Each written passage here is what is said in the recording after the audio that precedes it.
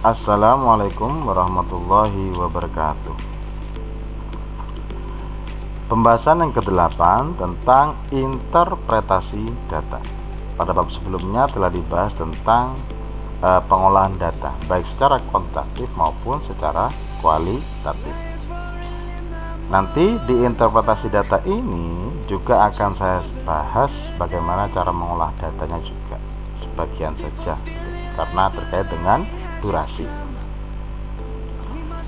Yang pertama, sebagai pendahuluan, setelah data terkumpul pada bab sebelumnya ya, pengumpulan data, maka peneliti melakukan interpretasi data dan analisis data.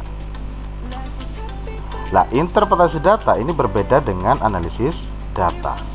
Kalau interpretasi data merupakan kegiatan membahasakan data yang umumnya berbentuk angka-angka, diartikan atau diterjemahkan oleh peneliti. Itu kalau interpretasi data. Sedangkan analisis data merupakan usaha peneliti untuk menarik kesimpulan dari data yang ada. Jadi dua hal yang berbeda, interpretasi data kemudian analisis data. Maka dua hal ini yang nanti akan kita praktekkan langsung serta berdasarkan teori juga. Biasanya peneliti mencoba mencari keterkaitan antara data yang ada dengan teori yang digunakan dan dengan analisis peneliti dari hasil pengamatan selama peneliti melakukan pengumpulan data di lapangan. Jadi proses ini juga mencari hubungan-hubungan antar variabel serta data yang terkait. Ini sebagai pendahuluan untuk interpretasi data. Kemudian untuk analisis datanya, pada pengolahan data bab sebelumnya kita menggunakan program SPSS. Maka dalam hal ini juga nanti akan kita review sedikit cara mengolah data dengan SPSS, sehingga nanti caranya jelas serta cara menginterpretasinya hingga pada penarikan kesimpulan. Yang pertama, untuk analisis data kuantitatif. Jadi dibagi dua interpretasi nanti itu, untuk yang analisis data kuantitatif dan analisis data kualitatif. Yang pertama adalah untuk kuantitatif. Ada tiga macam. Yang pertama adalah univariat, satu variabel, kemudian bivariat untuk kasus dua variabel, dan multivariat untuk dua atau lebih. Jadi nanti akan kita bahas satu persatu, univariat, bivariat, dan multivariat. A. Analisis univariat merupakan analisis yang dilakukan terhadap satu variabel. Biasanya kalau hanya satu variabel itu hanya mendeskripsikan data. Karena ini kuantitatif, jelas ada hubungannya dengan statistik misalnya, maka lebih tepatnya itu adalah statistik deskriptif. Misalnya frekuensi, rata-rata, min, misalnya seperti itu. Karena hanya satu variabel. Contoh satu misalnya. Ini adalah hasil pengolahan data dari tabel frekuensi misalnya. Ada laki-laki, ada perempuan. Kemudian frekuensinya ada berapa? Ada 102, ada 28. Kemudian persennya 78,5% dan 21,5%. Ini contohnya. Sehingga nanti bisa diinterpretasikan respondennya laki-laki sebesar 78,5%. Didapatkan dari mana? Karena ini menggunakan program, biasanya otomatis. Namun jika mau dihitung manual juga boleh. Maka 78,5% itu didapatkan dari 102 dibagi dengan 28, 102 dibagi dengan 130 kali 100%. Kemudian yang responden perempuan di sini juga sudah ada, yaitu 21,5%. Jadi itu untuk menginterpretasikan dari output. Jadi seperti itu. Nah, output ini biasanya hasil pengolahan atau hasil perhitungan dari program SPSS, karena konteksnya adalah SPSS. Kemudian kalau dilihat lagi ada data valid sampai 100%, berarti tidak ada data yang tidak valid. Selanjutnya adalah contoh output data dalam grafik stem and leaf. Nah, misalnya saya punya data seperti ini, ada responden atau mahasiswa ke 1 sampai dengan 20, berarti ada 20 responden. kemudian ada nilai mata kuliah statistik, misalnya seperti ini datanya. Setelah kita olah dengan SPSS, nanti kita praktekkan setelah ini, maka nanti muncul output seperti ini. Tergantung kita mau menampilkan output seperti apa saja. Barulah kalau muncul output, ini barulah kemudian diinterpretasikan. Sebelum masuk pada interpretasi, kita praktekkan terlebih dahulu data ini diolah dengan SPSS sekilas sehingga tidak putus. Output seperti ini dapatnya dari mana? Dari data mentah seperti ini. Langsung saja di sini saya siapkan program SPSS-nya yang univaria. Jadi data mentahnya tadi adalah ini ya, nilai mata kuliah. Kemudian langkah pertama buka program SPSS, kemudian kita setting variabelnya di sini. Ada variabel view. Kemudian kita tuliskan nilai MK statistik misalnya tanpa spasi, pakai underscore kalau memang panjang. Kemudian samakan saja untuk settingannya. Kemudian measure-nya bisa nominal atau interval, tergantung datanya. Baru kalau sudah disetting variabelnya, dia akan muncul di data view seperti ini. Kemudian baru diinput satu persatu, misalnya 70, 55, ini diinput saja sesuai dengan data mentah yang tadi. Barulah kemudian kalau sudah diinput semua sampai 20 ya, respondennya 1 sampai dengan 20, datanya adalah ini, baru kita analisis, kita buat output tadi itu dapatnya dari mana dengan cara seperti ini. Klik analyze, descriptive statistik, kemudian explore. Atau bisa juga kita langsung mengeluarkan descriptive statistiknya. Contohnya seperti ini, klik descriptive statistik, masukkan nilai MK-nya ke dalam variabel ini, kemudian klik option, barulah kita centang mau apa saja yang ditampilkan. Min, rata-rata, kalau mau ditampilkan silahkan dicentang. Sum, penjumlahan, standar deviasi, variance, range, standar error, min misalnya, dan lain sebagainya. Kalau sudah kita tampilkan aja semuanya misalnya, baru di OK. Nah, sehingga nanti setelah diproses muncullah seperti ini. Tergantung kebutuhan sejauh mana. Yang dicentang akan keluar, yang tidak dicentang tidak akan keluar di outputnya. Nah, ini namanya output gitu ya. Sama halnya dengan tadi, deskriptifnya tadi dikeluarkan. Nah, sehingga kalau sudah tahu caranya mengolah dengan SPSS, barulah proses selanjutnya adalah dengan interpretasi. Setelah keluar SPSS-nya, barulah interpretasinya apa saja. Yang pertama, jumlah data ada 20 ya. Kemudian validnya 100%, semuanya valid, terisi datanya. Kemudian sesuai dengan tadi, misalnya untuk minnya berapa, boleh kita simpulkan atau interpretasikan rata-ratanya sekian, nilai tengahnya sekian. Kemudian apalagi yang perlu disimpulkan atau yang perlu diinterpretasikan tergantung kebutuhan. Misalnya median mau dicantumkan, silahkan diteruskan saja. Jadi ini proses dari data mentah, kemudian tadi kita praktekkan dengan menggunakan pengolahan SPSS, barulah muncul output. Kemudian interpretasi. Kemudian yang terakhir nanti harusnya adalah kesimpulan.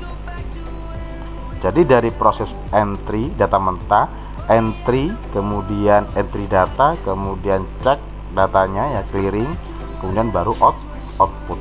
Kemudian barulah output tersebut diinterpretasikan. Nah, ini adalah contoh untuk cara mengolah dengan SPSS untuk satu variabel, karena variabelnya hanya ada satu. Kemudian untuk yang stem and leaf-nya, kita bisa mengplotnya dengan cara saya teruskan yang tadi. Jadi klik analyze, kemudian klik explore.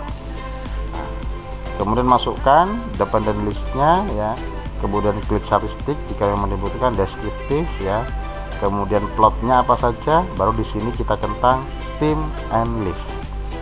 Ini yang penting. Kalau memang ditampilkan histogramnya, grafiknya, boleh tampilkan. Klik continue. Kemudian check option sudah, barulah kemudian kita klik OK. Sehingga nanti muncul stem and leaf-nya. Nah, ini dia. Jadi deskriptifnya itu juga muncul, case summary-nya juga muncul gitu ya. Kemudian histogramnya juga muncul dan stem and leaf-nya juga muncul di sini. Jadi tinggal kita menginterpretasikan setelah itu. Jadi di sini kalau dilihat interpretasinya ada case summary, deskriptif statistik tadi sudah dibahas ya interpretasinya. Kemudian ada histogramnya, grafiknya gitu ya, boleh. Kemudian stem and leaf-nya ini beserta gambarnya ini, sehingga output ini didapatkan dengan cara yang barusan saya praktekkan. Barulah kita interpretasikan, ini adalah hasil yang tadi outputnya stem and leaf. Yang pertama stem weight ini ada 10, berarti stem weight itu 10, berarti angka 3 dalam hal ini itu adalah stemnya 30 puluhan berarti. Sedangkan angka 9 yang di sini berarti adalah 93. Maka kalau menginterpretasikan tinggal sambungkan dengan frekuensinya. Berarti angka 3 stem 30, kemudian kalau 93 ini 93 ada berapa frekuensi? Ada 1. Kemudian yang nilainya 70 ada 4 gitu ya. Nah, jadi seperti itu untuk menginterpretasikan stem and leaf-nya. Dan seterusnya, silahkan ditambahkan, misalnya untuk yang nilai 62 ada 6 mahasiswa frekuensinya karena ada 6. Kemudian dari segi gambar seperti ini kita lihat ya, ini gambar dari stem and leaf-nya ya.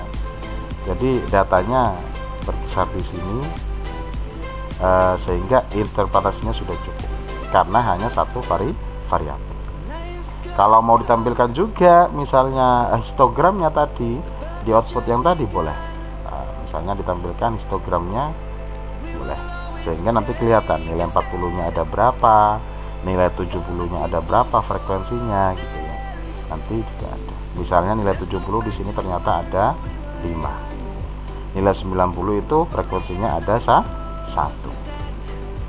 Jadi sejauh mana eksplorasi dari interpretasi itu bergantung sama peneliti. Tapi hal seperti ini saja sudah cukup.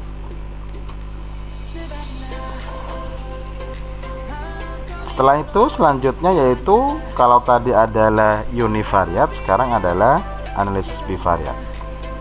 Analisis mengenai hubungan antara dua variabel. Jadi kalau univariat satu variabel, sekarang hubungan antara dua variabel. Biasanya secara teoritis ini digambarkan dengan menggunakan tabel silang, bisa asimetris atau simetris. Kemudian perhitungan prosentase didasarkan pada variabel bebas, interpretasi didasarkan pada variabel terikat. Jadi variabel terikat itu untuk interpretasi, kemudian untuk prosentase biasanya variabel bebas, variabel dependen dan independen. Variabel bebas itu bisa disebut sebagai variabel independen, sedangkan variabel terikat bisa kita sebut sebagai variabel dependen. Nah, persen baris digunakan jika variabel independen diletakkan pada sisi baris. Kemudian persen kolom digunakan jika variabel independen bebas diletakkan pada sisi kolom.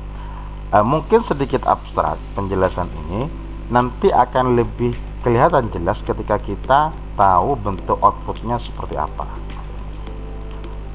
Kemudian yang terakhir, persen totalnya digunakan jika hubungan antara dua variabel itu simetris. Misal saya berikan contoh untuk mempermudah pemahaman ini ya. Contoh 2. Misalnya terdapat 10 responden yang terdiri dari mahasiswa dan mahasiswa dengan hubungan berikut. Dianggap jenis kelamin berhubungan dengan lama kuliah. Jadi jenis kelamin kalau mahasiswa kira-kira lebih tepat waktu atau tidak dibandingkan dengan mahasiswi. Respondennya ada 10. Datanya misalnya kita coba di sini yang bivariat. Datanya di sini jenis kelamin ada, kalau kita view, jadi mahasiswa datanya tepat waktu, mahasiswi lebih lama, mahasiswi tepat waktu dan seterusnya. Nah, untuk input ke sini sama kayak tadi. Jadi langkah pertama adalah kita harus menyeting variabelnya. Ketikkan saja jenis kelamin seperti ini, kemudian setting ya, datanya nominal, kemudian value-nya diisi. 1 untuk mahasiswa, kemudian 2 untuk mahasiswa. Kemudian lama kuliah kita buat 1 tepat waktu, 2 lebih lama, artinya tidak tepat waktu, lebih lama daripada misalnya kalau 1 4 tahun. Setelah ini disetting, barulah nanti bisa menginput seperti ini. Nah, di sini mahasiswa itu diberi kode 1, sedangkan mahasiswi diberi kode 2. Kemudian yang tepat waktu itu diberi kode 1, kemudian yang lebih lama diberi kode 2. Di mana nyeting ininya? Di sini, di value-nya ini. Tadi di setting ketika tepat waktu adalah 1, kalau lebih lama 2. Sehingga ketika input data kita tinggal ketikkan saja angka 1 atau 2, karena sudah didefinisikan. Barulah kalau ingin menampilkan, menganalisisnya atau mengolahnya, ya, klik analyze, kemudian deskriptif statistik. Karena kita akan menampilkan cross tabulation-nya, maka klik saja.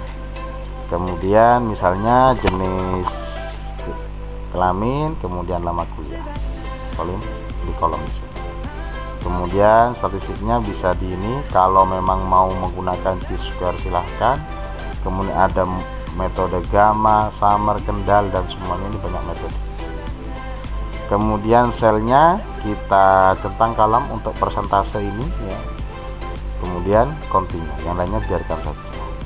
Baru setelah itu di OK, sehingga akan muncul outputnya seperti ini, cross tabulation. Nah, ini dia muncul prosentasenya. Nah, prosentasenya muncul di sini. Tadi yang paling bawah ini dia cross tabulation. Kita ulangi sekali lagi. Klik analyze, kemudian deskriptif statistik, kemudian cross tabulation. Masukkan ke sini, kemudian selnya dicentang di bagian kolom di sini. Baru di continue, baru di OK. Nah, sehingga muncul outputnya. Nah, ini dia output. Sehingga setelah output muncul, barulah diinterpretasikan. Maka setelah diinterpretasikan, barulah ini, ya,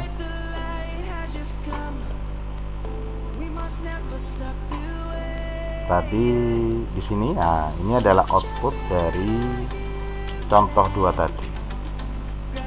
Nah, tadi sudah dipraktekkan cara spesies ini, jadi slide ini bisa saya lompati karena ini cara di PPT-nya.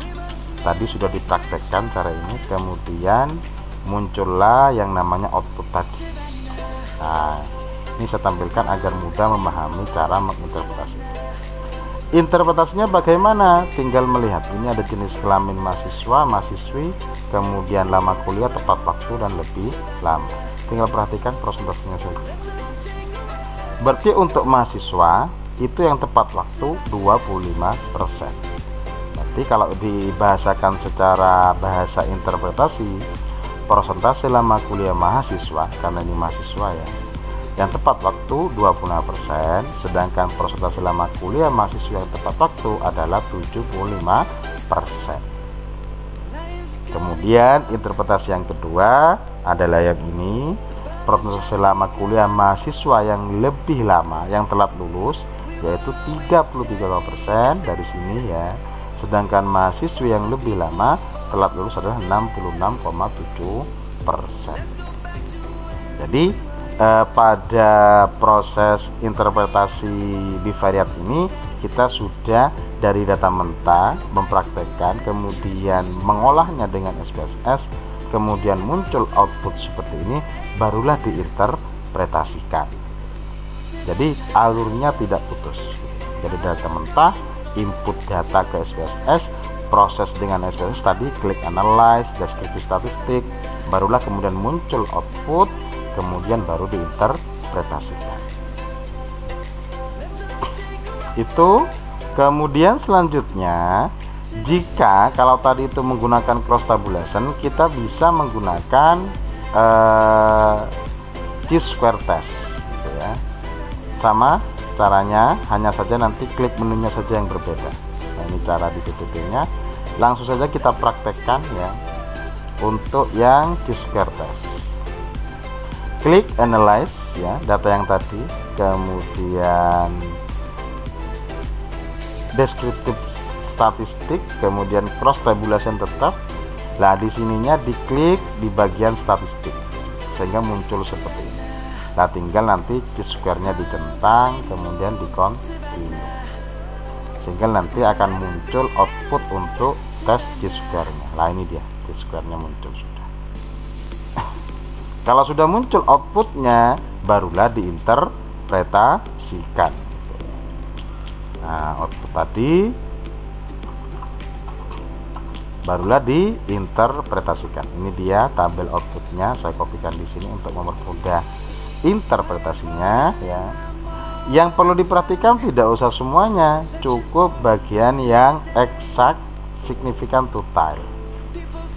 Jika nilai ini lebih besar daripada 0,05, 0,05 itu adalah taraf signifikansi, nanti akan ada keterangan, maka dapat diputuskan bahwa hipotesis nol itu diterima, yang berarti tidak ada hubungan yang signifikan antara jenis kelamin dengan lama kuliah. Berarti tidak ada hubungan. Ini cara mengetes dengan cara Q-square. Yang pertama yang mungkin belum jelas adalah apa sih 0,05 ini? Ini ada kaitannya dengan taraf signifikansi.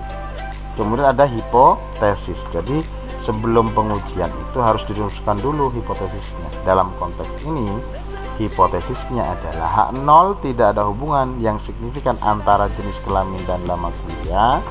Kemudian H1-nya adalah ada hubungan yang signifikan antara jenis kelamin dan lama kuliah. Sehingga nanti kita ketika sudah mengeluarkan output dan menginterpretasikan, maka kita memilih H0 atau H1. Nah, di sini ternyata menerima H0, berarti yang diputuskan adalah kita putuskan H0 yang kita terima. Sehingga kesimpulannya apa? Tidak ada hubungan yang signifikan antara jenis kelamin dan lama kuliah. Sehingga H1-nya tidak kita gunakan. Sehingga kesimpulannya seperti itu. Dari interpretasi kemudian menjadi kesimpulan. Kemudian keterangan yang lain masalah pengambilan keputusan ini ya. Jika nilai eksak ya lebih besar daripada taraf signifikansi, maka terima H0. Namun jika nilai ininya kurang dari taraf signifikansi, maka terima H1. Karena taraf signifikansinya kita pilih 0,05, maka yang dibandingkan adalah nilai ini dibandingkan dengan 0,05. Taraf signifikansi itu bisa kita milih antara 0,05, 0,01 atau 0,10. Ada 3 macam. Yang umum digunakan biasanya 0,05. Sehingga dengan secara sederhana, jika nilai ini lebih besar daripada 0,05, maka kita ambil keputusan H0. Tapi jika kurang dari 0,05 ini, maka kita ambil keputusan H1. Nanti kesimpulannya adalah ini, H0 atau H1, pilih salah satu. Itu terkait dengan bivariat dengan menggunakan Q-square test. Kalau yang pertama tadi menggunakan cross tabulation, sekarang Q-square test, di mana kesimpulannya tadi adalah tidak ada hubungan yang signifikan antara jenis kelamin dan lama kuliah. Berarti baik laki-laki maupun perempuan itu tidak berhubungan dengan tepat waktu atau tidaknya kuliah. Itu yang bisa kita ambil dari kesimpulan yang ada. Selanjutnya adalah kita perlu sedikit memahami tentang catatan penting dari analisis bivariat ini. Yang pertama, selain tabel silang yang menjadikan data dalam bentuk persentase, maka analisis bivariat itu bisa menggunakan ukuran-ukuran statistik yang lain. Contohnya apa tadi? Yaitu Q-square. Itu boleh jadikan pengujian. Kemudian untuk mengetahui apa saja, maka tentu saja peneliti juga harus menguasai sedikit banyak tentang pengetahuan statistik, bahkan program pengolahannya yaitu SPSS. Kemudian peneliti juga harus mengetahui skala dari variabel yang digunakan. Ada skala nominal, ordinal gitu ya, itu perlu juga dikuasai. Kemudian macam-macam untuk ujinya, bisa uji statistik lambda, Cramer, dan juga kontingensi koefisien. Nah ini mungkin butuh pendalaman lebih bagi adik-adik mahasiswa. Kemudian untuk hubungan antar variabel yang berskala ordinal bisa menggunakan uji statistik, Summer gamma, dan atau tahu kendal. Ujinya mungkin bisa dicari saja tutorial atau apa untuk uji Summer gamma dan yang lainnya. Tidak mungkin saya bahas satu persatu di sini karena durasi. Kemudian untuk hubungan antar variabel yang berskala interval atau rasio bisa menggunakan uji statistik persen. Kemudian selanjutnya, jika salah satu variabel berskala nominal dan variabel lain berskala ordinal, maka menggunakan uji statistik untuk variabel dengan skala yang lebih rendah saja.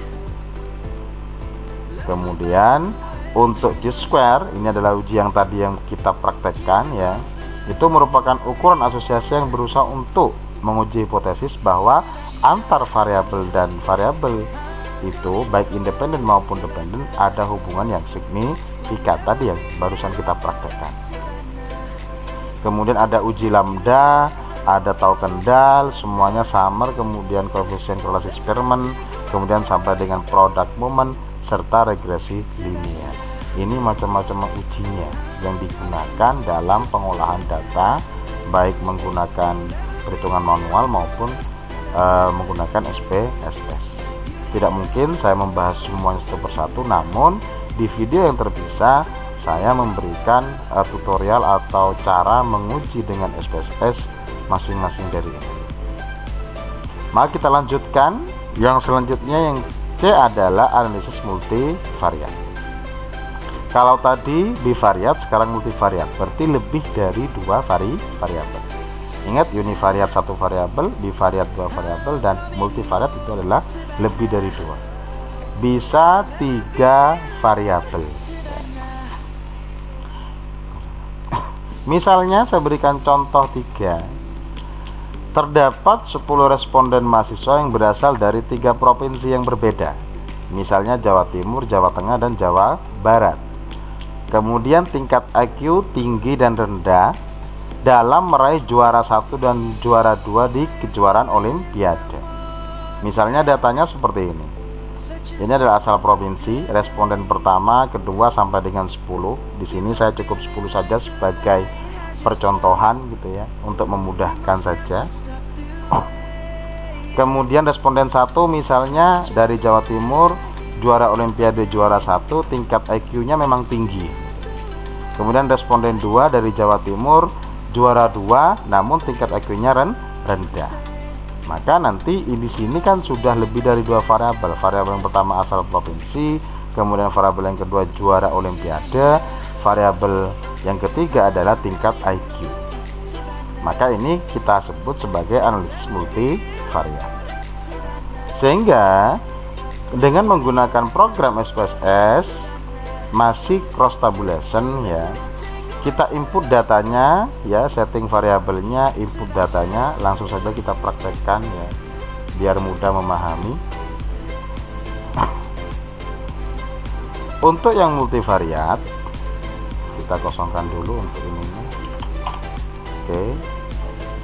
Data yang tadi kita setting dulu.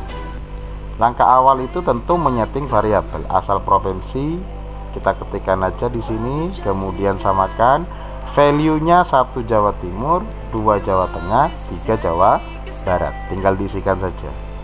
Kemudian measure-nya nominal. Sedangkan juara olimpiade itu juara 1 untuk 1, ketikkan value 1 di sini, labelnya juara 1. 2 untuk juara 2. Sedangkan tingkat IQ value-nya itu 1 untuk tinggi, 2 untuk rendah. Nah, kalau sudah disetting variabelnya, barulah kita input datanya. Karena ada 10 responden. Responden pertama tadi dari Jawa Timur, kemudian juara 1, kemudian tingkat IQ tinggi. Ini kalau ditampilkan itu seperti ini. Value labelnya lah seperti ini. Ini kalau ditampilkan. Barulah kalau sudah diinput datanya, kemudian kita bisa langsung klik analyze untuk mengeluarkan outputnya. Kemudian deskriptif statistik, kemudian cross tabulation juga sama. Kemudian asal provinsinya kita plot saja. Coba biar nggak keliru, berarti yang diplot adalah asal provinsi, juara olimpiade dan tingkat IQ. Asal provinsi, juara olimpiade dan tingkat IQ. Kemudian eksaknya kita cek sudah asymptotik, kemudian statistiknya bisa kita centang yang ingin dipakai yang mana. Kalau memang menggunakan Q-square boleh ya, karena ini cross tabulation mungkin dibiarkan dulu saja.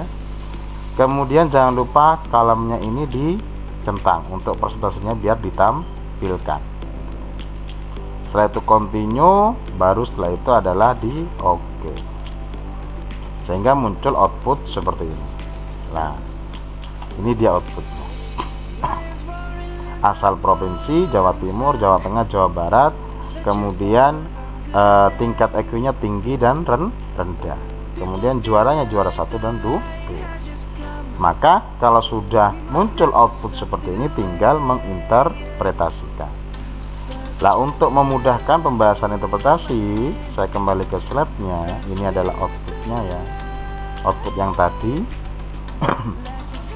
Nah, ini output yang tadi. Maka di sini ya, interpretasi yang pertama misalnya dari sini aja, 100% dan 0%. Kita lihat di sini asal provinsi Jawa Timur, tingkat IQ tinggi, juara 1 dan juara 2. Maka interpretasi yang pertama bisa kita ambil, mahasiswa yang berasal dari Jawa Timur dengan tingkat IQ tinggi, juara 1 itu 100%. Sedangkan juara 2-nya itu adalah 0%. Cara menginterpretasikannya seperti itu. Kemudian interpretasi yang kedua untuk IQ rendah. Mahasiswa yang berasal dari Jawa Timur dengan tingkat IQ rendah itu 0% yang juara 1, sedangkan yang juara 2 itu ada 100% di kejuaraan olimpiade. Itu interpretasi yang kedua. Maka selebihnya juga sama gitu ya. Yang dari Jawa Tengah juga sama, kita interpretasikan, lihat saja prosentasenya di sini. Kemudian yang rendah juga sama. Jadi kalau Jawa Tengah tingkat IQ tinggi 100%, juara 1, juara 2-nya itu 33%. Kemudian Jawa Tengah yang rendah, kemudian IQ-nya rendah ya, juara 1-nya itu 0%, yang juara 2 adalah 66,7%. Jadi begitu cara menginterpretasikan dari output atau hasil pengolahan data. Dan seterusnya sama ya. Kemudian bisa juga nanti dari totalnya ya, berarti total mahasiswa dari semua provinsi dengan tingkat IQ tinggi 100% juara 1, 20% juara 2 di kejuaraan olimpiade. Sedangkan tingkat mahasiswa yang tingkat IQ-nya rendah 0% juara 1, kemudian 80% juara 2. Berarti tingkat IQ di sini sangat menentukan. Nah, ini cara menginterpretasikan multivariat, di mana lebih dari 2 atau bisa 3 variabel. Konteks di sini contohnya adalah 3 variabel, asal provinsi, tingkat IQ, dan kejuaraan di olimpiade. Mungkin itu terkait dengan hasil pengolahan atau interpretasi multivariat.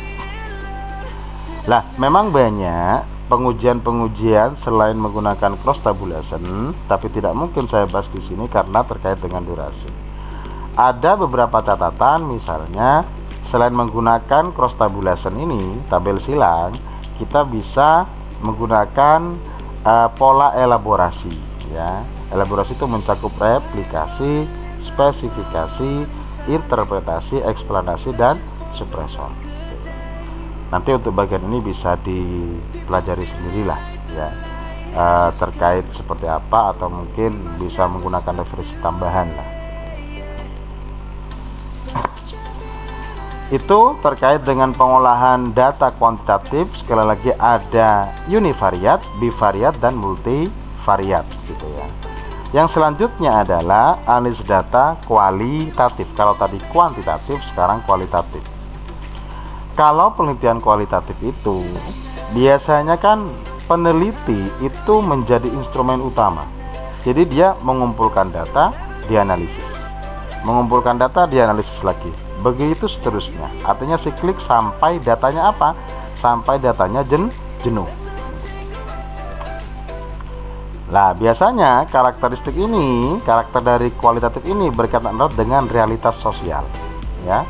Karena memang misalnya hasil wawancara, fenomena, narasi atau deskripsi kejadian gitu loh ya. Nah, ini kaitannya dengan realitas sosial. Penangkapan realitas sosial hanya menggunakan panca indera, harus diinterpretasikan lagi melalui proses yang melibatkan pengetahuan. Kemudian melakukan perbandingan antar pengamatan yang empirik dengan jaringan input yang telah ada. Jaringan input ini bisa berbentuk norma, ideologi, dan tradisi, harus disesuaikan dengan lingkungannya. Kenapa misalnya seseorang melakukan bunuh diri, maka harus tahu ada faktor apa saja secara pengetahuan, baik maupun secara budaya dan juga kultur yang ada, atau juga perkembangan media sosial, misalnya seperti itu. Nah, karena kualitatif ini tidak atau sangat jarang atau tidak berbentuk angka. Bagaimana cara menganalisisnya? Ya, realitas sosial ini kan misalnya secara tahapan, ini realitas sosial ini harus ada maknanya. Misalnya dimaknai dengan X, dimaknai dengan Y, kemudian ada yang memaknai dengan Z. Jadi karena realitas sosial itu sifatnya adalah dinamis dan multi interpretatif, maka maknanya bisa berbeda-beda. Nah, dari makna yang berbeda itu bisa diinterpretasikan tentang X dalam rangkaian X, Y, Z, misalnya seperti itu. Ini secara skema. Sehingga realitas sosial hanya akan memiliki arti signifikan jika dapat dilihat keterkaitannya dengan teori-teori interpretatif yang ada dalam komunitas di mana realitas sosial itu ada. Jadi bergantung pada kondisi di sekitarnya, konteksnya tentang apa. Tahap pertama, analisa akan dilakukan secara bersamaan dengan proses pengumpulan data. Jadi pengumpulan data dianalisis, diamati, diberikan catatan penting gitu ya. Kira-kira ada makna di balik yang tersirat apa tidak. Kemudian proses interpretasi data dan juga penulisan naratif reporting. Naratif reporting itu semacam catatan. Kemudian tahap kedua dilakukan saat melakukan proses analisis data. Tahap kedua ini biasanya disebut sebagai formasi konsep, di mana peneliti berusaha melakukan rekontekstualisasi dan kokontekstualisasi. Jadi realitasnya itu seperti apa, maka peneliti berusaha untuk menginterpretasikan sesuai dengan kondisi yang ada di sekitar. Tahap ketiga adalah melakukan beberapa bentuk presentasi data atau display data gitu ya, agar pembaca itu mudah memahami. Jadi setelah proses pengolahan data atau analisis datanya, barulah di display datanya. Poin-poin pentingnya apa? Nanti akan ada contohnya. Kemudian tahap keempat, peneliti mengidentifikasi prosedur coding yang dilakukan untuk mereduksi informasi ke dalam berbagai tema dan kategori. Kalau dalam pengolahan data kemarin dibahas bahwa dalam pengolahan data kualitatif ada semacam pembuatan kode, pengelompokan atau kategorisasi dalam rangka memudahkan pengambilan atau pembuatan interpretasi.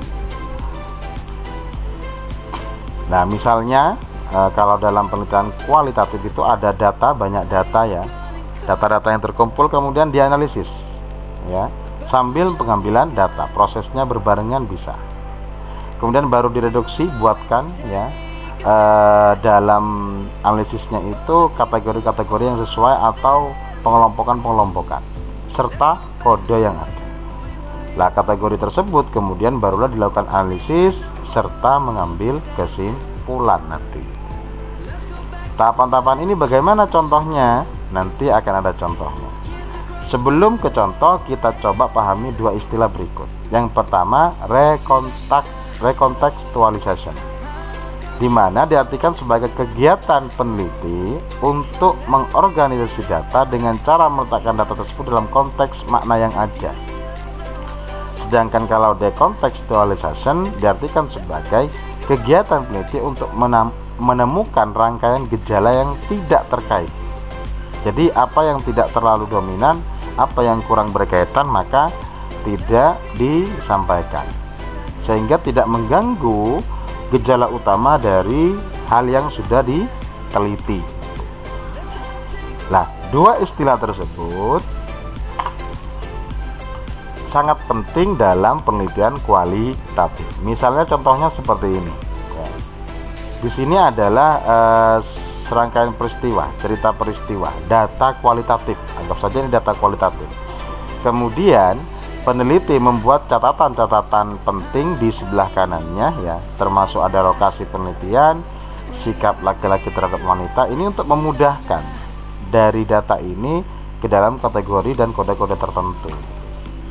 Lah baru dilakukan semacam interpretasi data.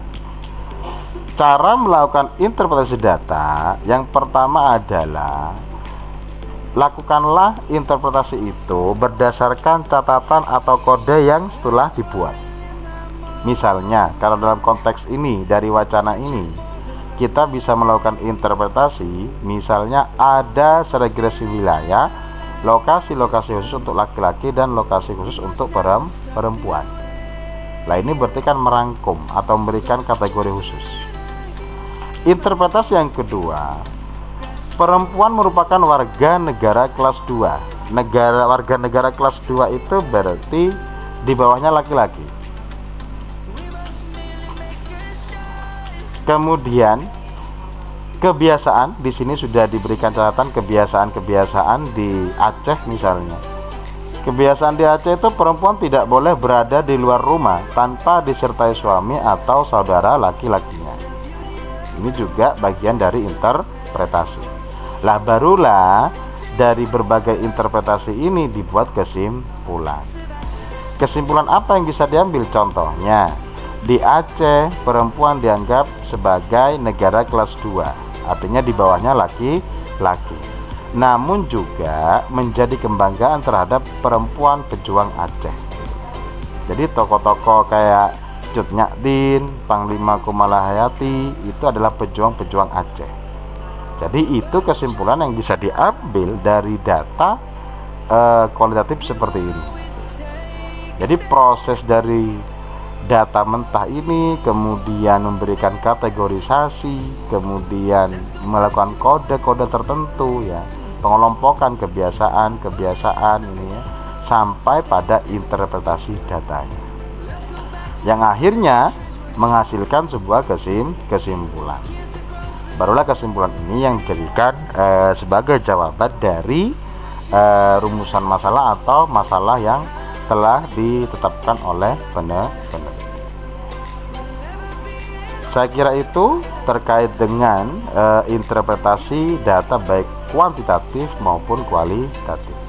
Mudah-mudahan bermanfaat. Saya akhiri. Wassalamualaikum warahmatullahi wabarakatuh.